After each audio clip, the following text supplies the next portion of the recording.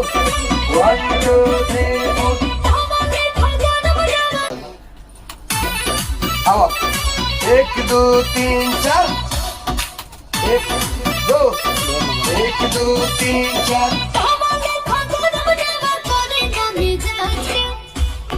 देखिए तो पूरा वीडियो को मैं आपको आगे दिखा दूंगा। उससे पहले आप सभी को बता दें कि पवन सिंह का एक नया गाना आया था जिस गाने का बोल है राजा जी के दिलवा। इसी गाने का रिकॉर्डिंग कैसे कैसे किया गया है सारा कुछ मैं आपको इस वीडियो के अंदर दिखाने वाला हूं। तो आप लोग वीडियो को पूरा देखिएगा और वीडियो अच्छा लगता है तो वीडियो को लाइक करके शेयर भी कर दीजिएगा ताकि पवन सिंह के तमाम फैंस के पास वीडियो पहुंच जाए और सभी को पता चले कि पवन सिंह कितना मेहनत करके एक ऑडियो को रिकॉर्ड करते हैं, उसके बाद वीडियो रिकॉर्ड करते हैं और आप सभी के लिए बैक टू बैक गाना ला रहे हैं। तो बहुत ज़्यादा मेहनत करते हैं पवन भैया। तो वही मेहनत मैं आपको यहाँ पे दिखाने जा रहा हूँ, कितना मेहनत होता है पवन सिंह के टीम के द्वारा। सब कुछ आपको आगे वीडियो में देखने को मिलेगा। तो चलिए शुरू कर देते हैं, वीडियो को पूरा देख लीजिएगा और वीडियो अच्छा लगेगा तो वीडियो को लाइक करके शेयर भी कर दीजिएगा।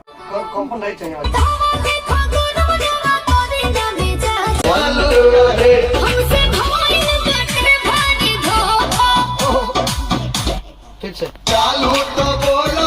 1 2 3 हमसे भइल बाटे भारी धोखा हमसे भइल बाटे भारी धोखा धोखा धोखा धोखा धोखा धोखा चालू तो बोलो चालू है हमसे भइल चालू तो बोलो चालू है हमसे भइल भाई कितने चालू तो बोलो चालू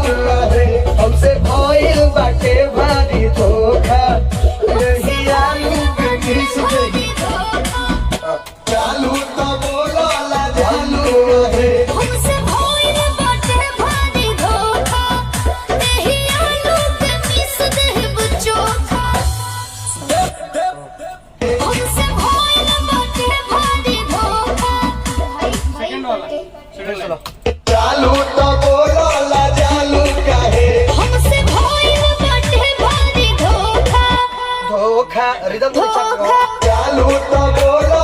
चालू काहे हमसे भइल बाटे भारी धोखा